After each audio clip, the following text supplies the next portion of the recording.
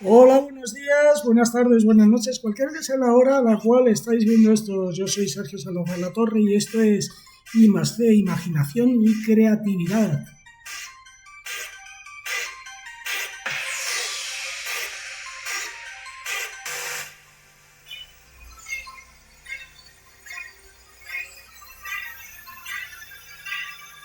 En esta ocasión vamos a hablar de uno de los libros que yo considero más emblemáticos y más imaginativos.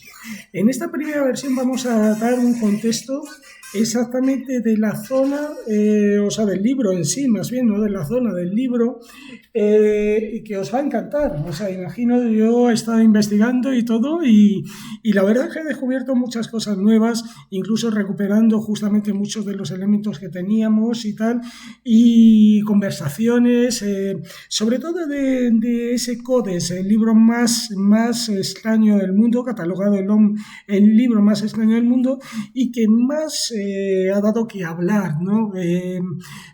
Cargado sobre todo de imaginación, un libro que solamente podemos entender bajo la imaginación, pero antes de entenderlo vamos a hacer esta versión de radio para explicar más o menos muchos de los elementos que tenían, ¿no? Entender más o menos lo que es el entorno en el cual más o menos y tal, pues se ha basado, ¿no?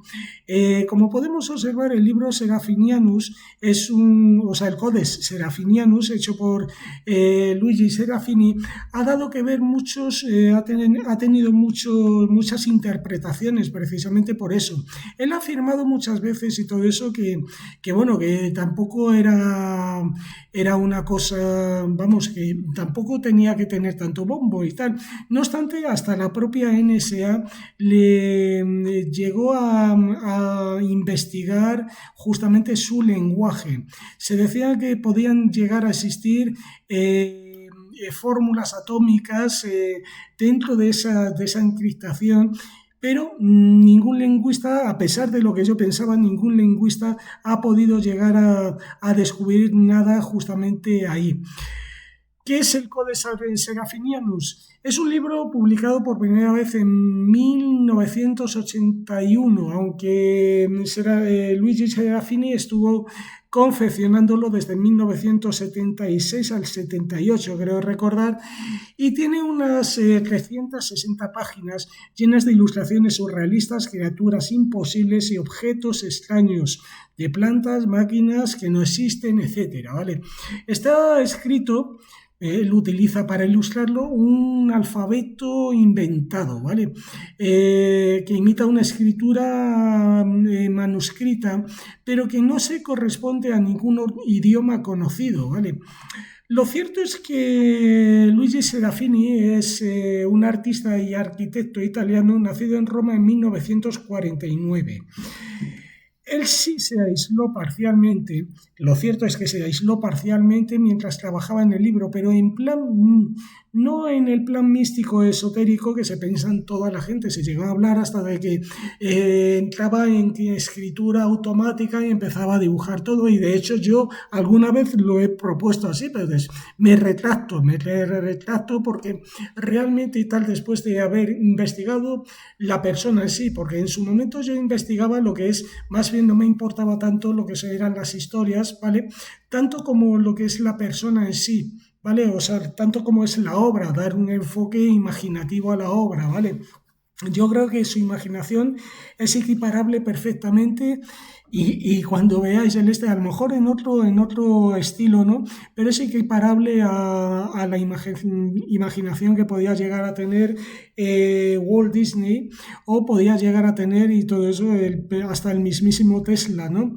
Salvo que aquí hay un factor increíblemente alucinante, que es que él confiesa que en aquel entonces tomó mescalina, ¿vale? Para facilitarle lo que son las imágenes que podían llegar a tener, ¿no? Es un poco tomar drogas para ir mucho más allá de lo que la percepción que se tenía, ¿no? Eh, por eso digo que el texto no sabemos si el texto tiene significado o es un código real. La verdad es que es un tema interesante, ¿vale? Desde su publicación, lingüistas y criptógrafos, matemáticos han intentado descifrar su alfabeto, ¿vale? Incluso un experto en criptografía de la NSA, la Agencia Nacional de Seguridad Norteamericana, ¿vale? Lo estudió y concluyó que no había un lenguaje estructurado detrás. Yo pensaba que sí. No obstante, hay muchos elementos y tal que se nos escapan, ¿no? Eso es lo que se dice, ¿vale? Yo realmente y tal me parece un libro alucinante porque si no es así, no se repite prácticamente muchas de los elementos. Tienen muchos elementos enlazados y sería cuestión de analizarlo en algún momento, ¿no? Bajo otro punto de vista. No hay gramática ni semántica real, ¿vale? Solamente repeticiones visuales que imitan a la lógica de una lengua. Sin embargo, algunos investigadores han detectado patrones estadísticos, como si tuviera una sintaxis artificial, pero no llevan a ningún otro idioma, lo cierto. En resumen, parece un lenguaje, pero no lo es. Es más bien un juego visual, ¿vale? No obstante, eso es lo que se pretende, ¿vale? Pensar. En cualquier caso, sea como sea, ¿vale? Existen leyendas sobre visiones y universos paralelos en torno a lo que es la obra, ¿no? Tenéis que entender que justamente en aquella época y tal, y con una obra similar, también hecha y con tantos detalles, ¿vale? Era lógico que la gente quisiera creer que existía algo más, ¿vale?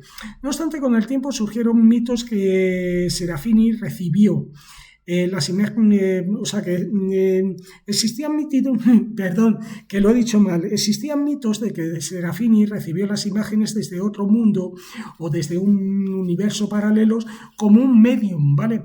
Él mismo, de todas formas, se ha reído de esas teorías, diciendo que todo vino de su imaginación y de su amor por el surrealismo, ¿vale?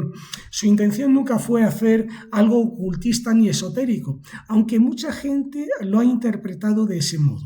Eso es la versión oficial, ¿vale? Así que tenemos que fue investigado por lingüistas y criptógrafos, pero nadie encontró un mensaje real, que el autor ha dicho que no hay un significado oculto, solo una sensación de misterio, ¿vale? Y que es como un espejo del acto de leer, ¿vale?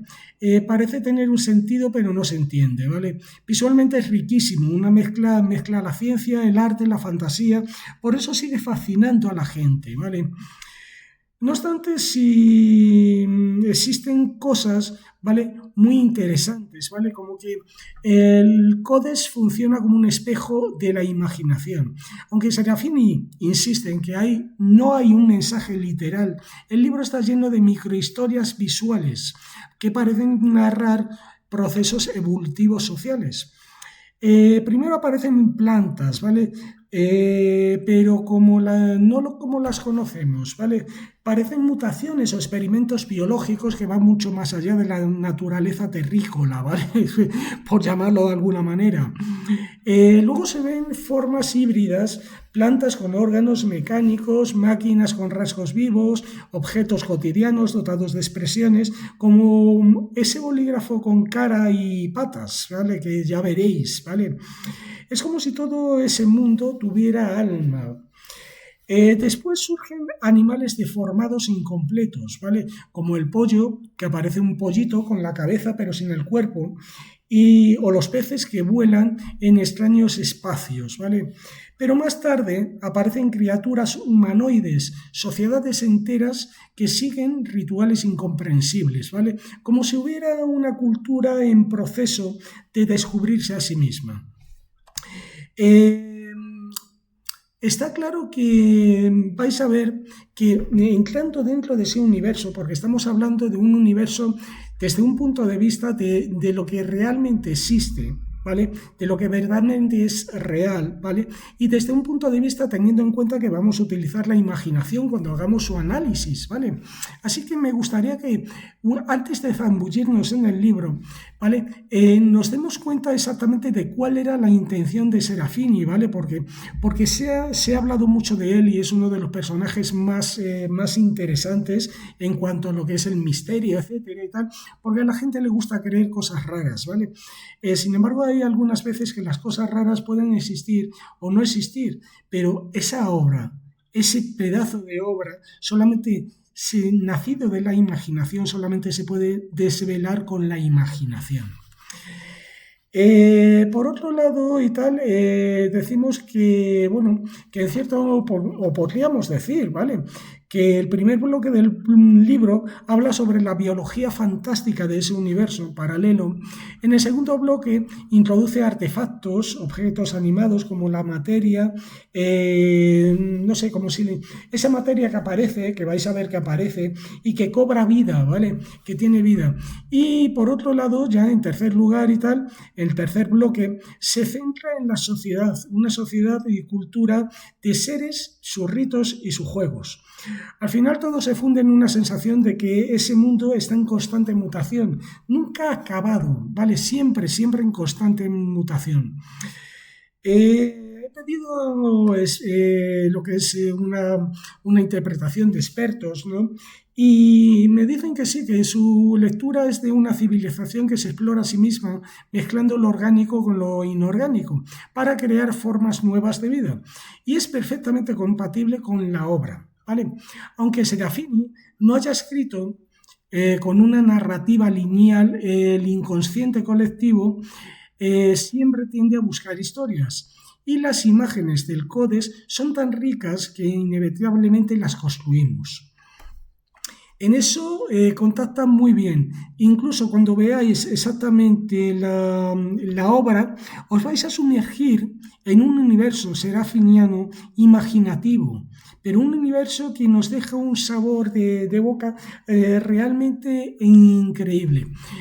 Podemos leer ahí ahora algunas de algunas de las cosas que Serafini ha dicho, que Luigi de Serafini dijo sobre el Codes. En cuanto a un intento sistemático de escribir un mundo imaginario, Serafini lo define como un attempt to describe the imaginative world in the system way, ¿vale? Sí, un sistema de descripción imaginario para describir, o sea, algo atemporal, ¿vale? Más o menos en un mundo de una forma sistemática, ¿vale? Reconoce que dibujaba en un estado de trance, ¿vale? Entre 1976 y 1978. Podemos decir los ojos, los peces ojos y los dobles rinocerontes, que los veremos, ¿vale?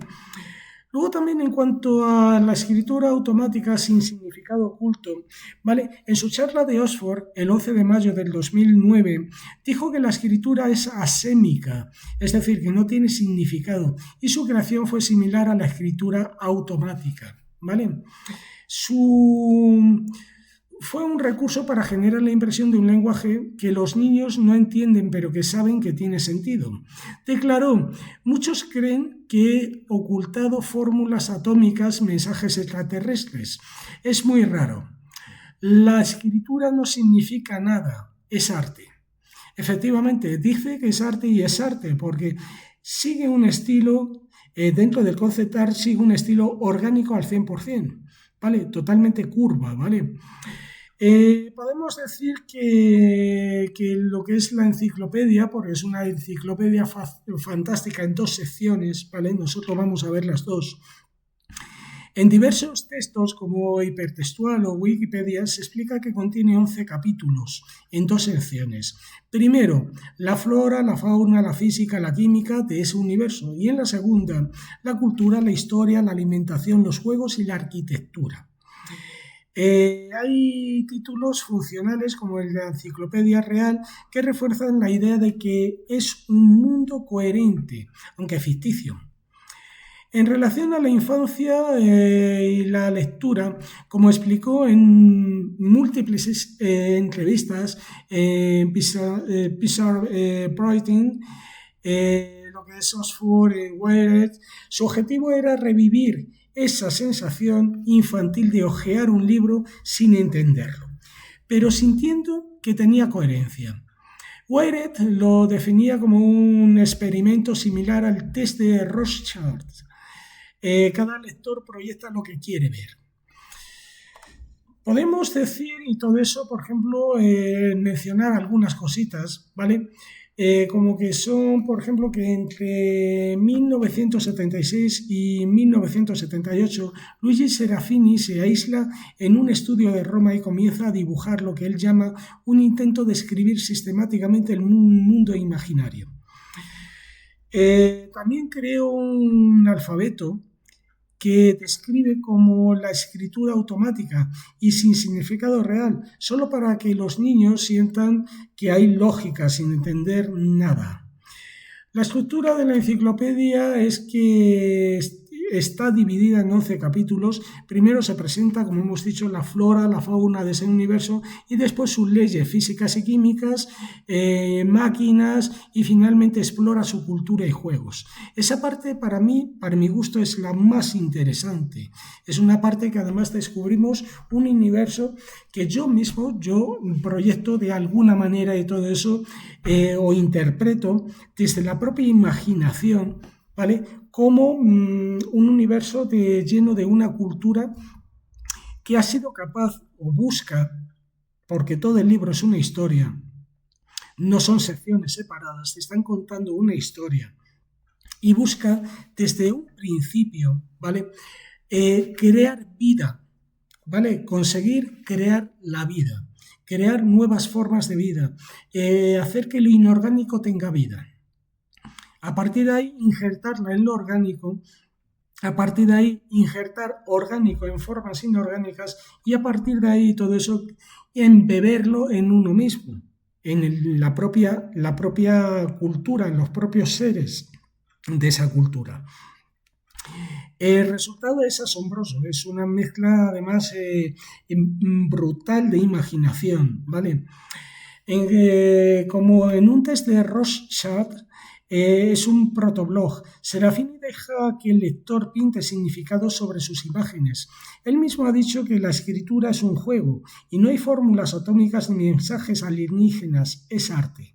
Eso es lo que define él. Nosotros vamos a validar vamos a analizar desde el punto de vista de la imaginación ese mundo. Pero ese mundo, como vais a observar, no se puede analizar con esto que estamos contando. Tenemos que analizarlo desde ese instante en el cual la imaginación de Serafini, ¿vale?, empieza a crear todo ese universo, real o no real, ¿vale? Es un universo surrealista, ni siquiera surrealista, es un universo imaginario, un universo en el cual todo confluye en la vida, pero ojo, con una cultura que lo genera a base de experimentos que encierran en sí mismos una gran imaginación. La cultura, ¿qué podríamos decir de esa cultura? Podéis observar que la cultura va a llegar un momento en cual la cultura que existe en ese universo serafiniano, la cultura, las personas que lo habitan, que vais a ver, son personas que asumen que crean la vida. No sé cómo explicarlo, podríamos decir que, por ejemplo, si aquí, hubo ocasiones que veíamos una oveja, la pobre con 2 cabezas y tal, de un experimento y había sobrevivido, nosotros lo veíamos como monstruos, ¿no? O sea, como un monstruo, como algo así, un pobre animalito, pero algo así como un monstruo, ¿no? Y tal. En este universo no se ve como un monstruo, en este universo se ve como algo hermoso, como algo bello, como algo que hemos logrado hacer y que hemos creado. Y parece hasta tierno, hasta lo llegan a adorar, ¿vale? Vais a ver partes en las cuales se llega a adorar a esos el niño paraguas, el niño rey, el niño billo, se les llega a adorar y se les llega a implementar dentro de su propia sociedad. Pero también vamos a observar detalles de una sociedad que es, del mismo modo que es poderosa en ese aspecto, es tan inocente que hasta no hay ética de ningún tipo. No existe la ética. Y una sociedad y tal que nos va a dejar un sabor de boca bastante aciago y bastante maravilloso. Así que un fortísimo abrazo para todos y pasamos a ese análisis que vamos a ver. Nos vemos, hasta la próxima.